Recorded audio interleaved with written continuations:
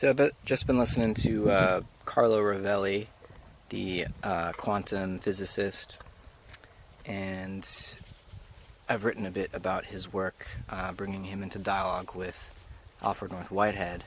But he just recently gave this lecture, and I hear has a journal article coming out in the Journal of Consciousness Studies, where he's trying to address, as a physicist, some of the problems of in the philosophy of mind and in neuroscience related to consciousness. Very interesting. I've already shared a few thoughts on Twitter in regard to what he says about entropy. And I want to now, you can see what I say there on Twitter, but I want to say a bit in this short video about what he says about meaning, which he doesn't define, because he says we use meaning to mean all sorts of things, and it's interesting. And he says that, meaning is generally about, it has intentionality, it's about something, it's in his terms, it's more about signaling in some sense.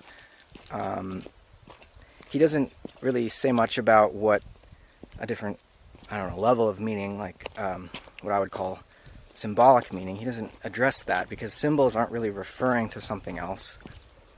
Their meaning is tautogorical, right, as Schelling would put it, or I guess that's Coleridge's translation of Schelling's term, which it means that, a symbol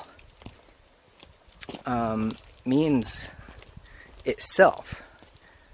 We could offer an allegorical interpretation of a symbol, but in some ways that's always a kind of metaphor for what the symbol really means, which can't quite be uttered. I mean, this is why symbols are so important in our religious and spiritual life. But in any event, I'll forgive Rovelli for not addressing that aspect of meaning. I mean, he does talk about the sort of meaning he wants to explain via basically a Darwinian evolutionary account.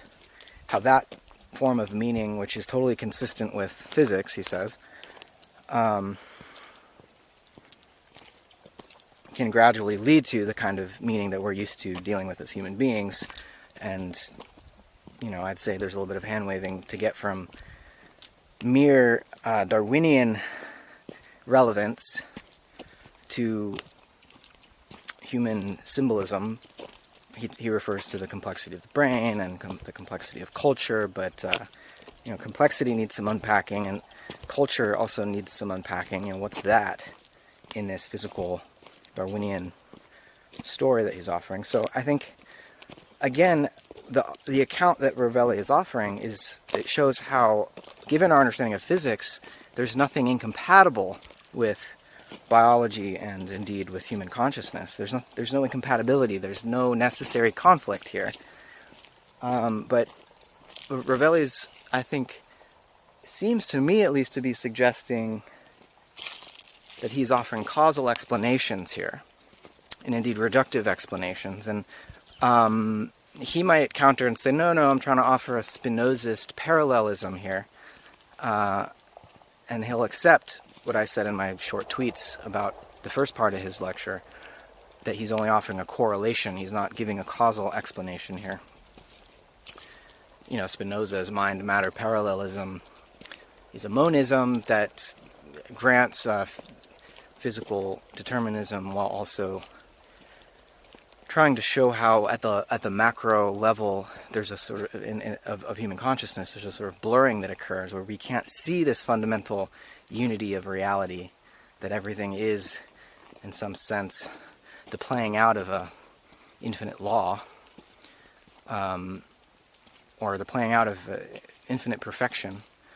At our finite level, our perspective as conscious organisms, we see a blurred approximation, right? And Rovelli seems to really champion Spinoza's notion here. And Leibniz has a similar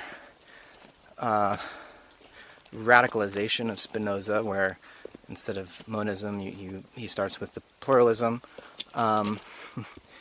which is a fascinating spin on Spinoza.